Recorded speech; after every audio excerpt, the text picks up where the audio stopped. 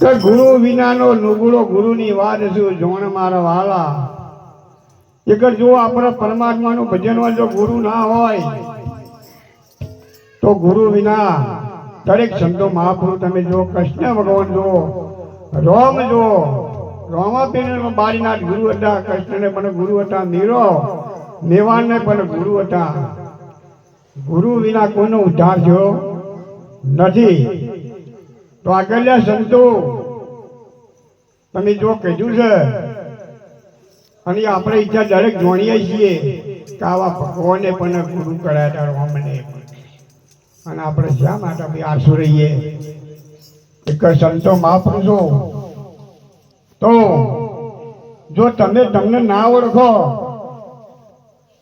આજ હું આવ્યો છું પણ દરેક કોઈ ના કદાચ બહારથી આવ્યો હોય કોઈ ના ઓળખતો આજ કાલે હું ખેરવાનામાં આવે આવીને ઉભો તો દરેક ઓળખી પાડે કે પેલા મહારાજ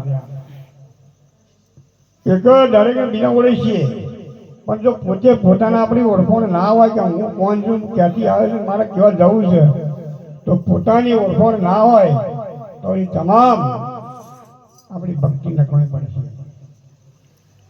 કે જો સાચા સંતો 4 પ્રકારના ગુરુ હોય, કોઈ કે માથા હાથ મેલું કે તમારો ગુરુ, કોઈ કે કંઠી બેળા કે હું તમારો ગુરુ, કોઈ કોણ ભૂંક, કોઈ દોયડા બધે. અને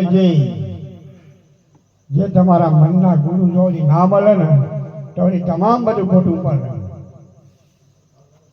અને આ નિરોધની વાત દરેક સંપ્રદાય છે, પણ જ્યાં નિરોધની વાત ગુરુને એવો ભાવ હોય કે શિષ્યને મારા જોડી દે. બીજી સંપ્રદાય ના હોય, ગુરુ ચોય બેઠા હોય, સેવક ચોય હોય, એટલો એનો ભેદ હોય. પણ આપણે નિરોધ સંપ્રદાય એકતા કરે કે તમે આપણે બધા એક જ છીએ. પેલી કે બાપુના બે આઈ જવાય જ નહીં, એક જાય ઘરમાં અને એ પૂજન ના કરે. અને આ નિરોધ મહારાજનું જ્ઞાન કે તમે છો એ હું છું, હું છું તમે છો. એકતા કરી સેવકને જોડી દે અને આગળ વધારે.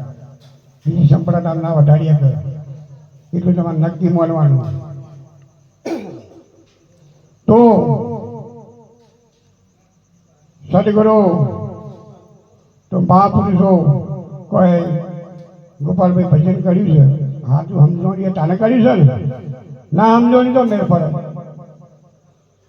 પણ આ પૈસો ભગાય, પણ આવું સમજી જોણી અને તો પૈસો આપણે દરેકે નો પૈસો ઉઠી હોય.